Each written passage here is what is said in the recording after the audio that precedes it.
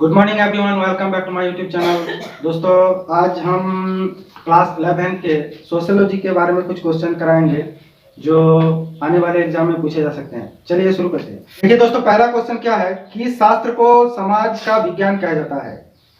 तो विज्ञान में हम लोग क्या पढ़ते हैं कि किसी चीज कैसे बना है, वह किस तरह परिवर्तनशील हो रहा है, वह अंत तक क्या होगा। यानी विज्ञान में शुरू से लेकर अंत तक चीजों का वर्णन रहता है। उसी तरह समाज के शुरुआत से लेकर किस तरह परिवर्तन होता जा रहा है, ये सब किस शास्त्र में वर्णन रहता है? समाज शास्त्र में। यानी समाज का विज्ञान समाज शास्त्र को कहा जाता है। समाज का विज्ञान किस शास्त्र को कहा जाता है? समाज शास्त्र को। दूसरा क्वेश्चन है, प्राथमिक और द्वितीयक समूह का वर्गीकरण किसने किया था?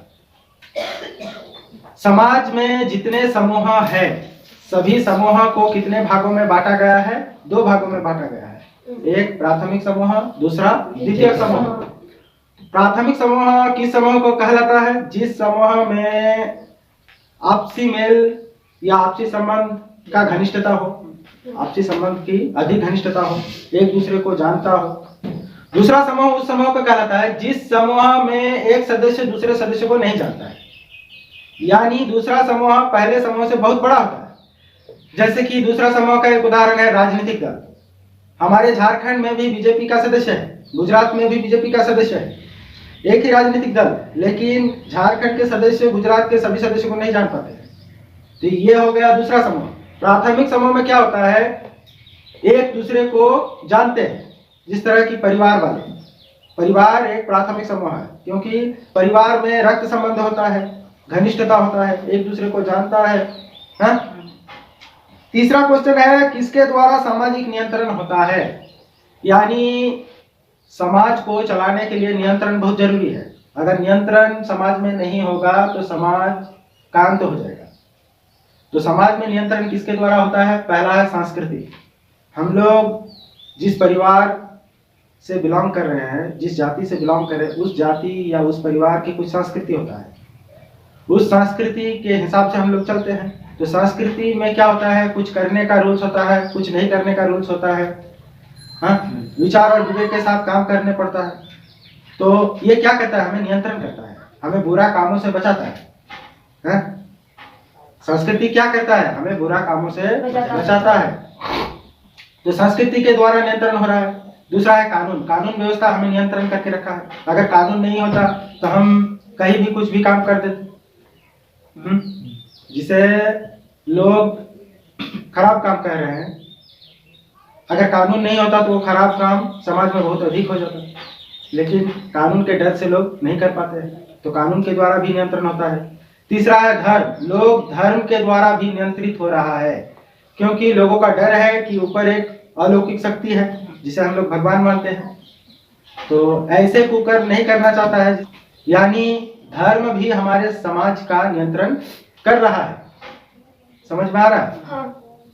चौथा क्वेश्चन है, एक निश्चित परिस्थिति प्राप्त व्यक्ति अपेक्षित व्यवहार को क्या कहा जाता है? कोई एक व्यक्ति है, समाज द्वारा उन्हें जो परिस्थिति दिया गया है, तो उसके अनुसार उसका कुछ दायित्व होता है, जिसे क्या कहा जाता है? भूमिका कहा जाता है। जिस तरह की हम एक ट्यूशन टीचर हैं, तो समाज से हमारा परिस्थिति हो गया ट्यूशन टीचर, तो हमारा दायित्व है कि पढ़ाना। ये मेरा क्या कहलाएगा? भूमिका कहलाएगा।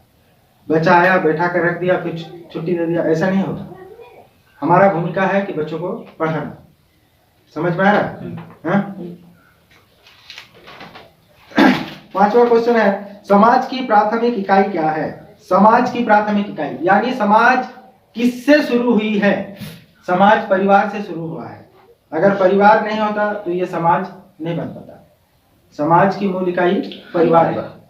परिवार से ही पड़ोस, पड़ोस से ही गांव, गांव से मिलकर पंचायत, पंचायत से मिलकर प्रखंड, बड़े बड़े शहर बन रहा है ना। उसके बाद क्वेश्चन है, राजतंत्र में किसका शासन होता है? अभी तो लोकतंत्र का शासन अधिकतर देशों में है।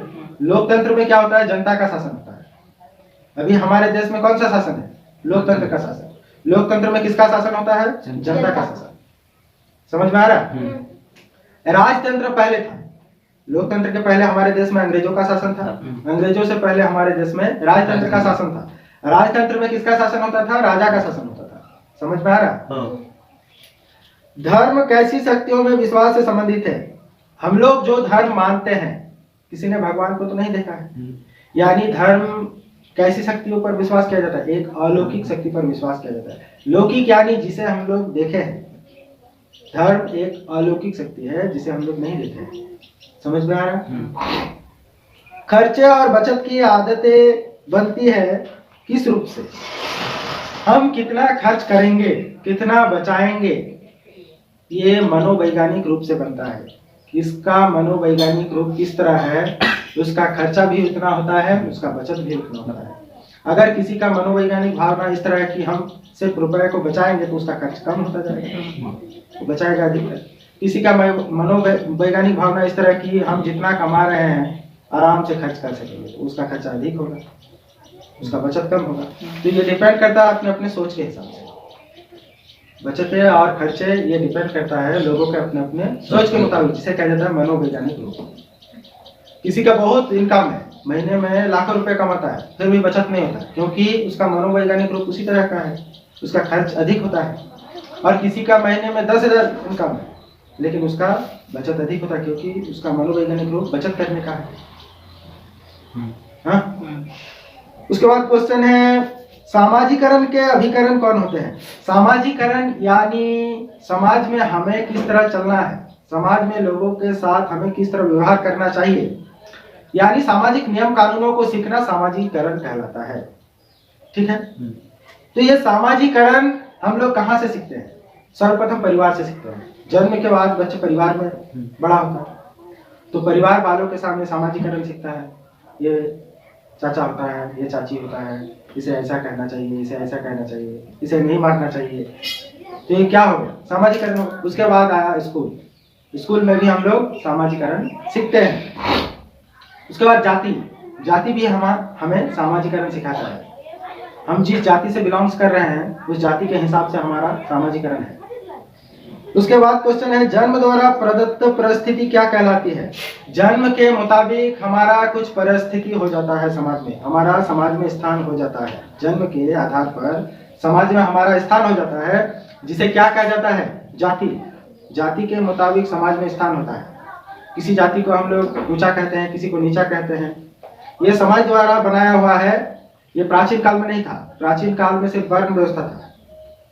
धीरे धीरे वर्ण व्यवस्था जाति में विभक्त हो गया था। ठीक। उसके बाद क्वेश्चन है, भारत के एक जाने माने समाजशास्त्री कौन थे? हमारे देश का एक जाने माने समाजशास्त्री एम.एन. श्रीनिवास था। एम.एन. श्रीनिवास, याद रखना होगा। किसने कहा बिना सहयोग के मानव जीवन पशु के समान है? एकदम सही बात। समाज में हम लोग रह रहे हैं एक दूसरे के मदद से। हमारे इधर चीनी का उत्पादन होता है क्या? नहीं। कहीं आख की खेती होती है, ईख की खेती होती है, वहाँ चीनी मिल है, चीनी बन रहा है, कोई चीनी को लेकर यहाँ आ रहा है, कोई यहाँ बिक रहा है। यानी समाज सहयोग से ही चल रहा है। समाज एक दूसरे के सहयोग से ही चल रहा है। सहयोग के बिना समाज नहीं चल पाएगा। सहयोग के बिना समाज नहीं चल पाएगा, मानव जीवन व्यर्थ हो जाएगा। तो सहयोग के बिना मानव जीवन पशु के समान है, ये किसका कथन है? कार्ल मार्क्स का कथन है। मनुष्य का जन्म कहाँ होता है? मनुष्य का जन्म समाज में होता है। मनुष्य का जन्म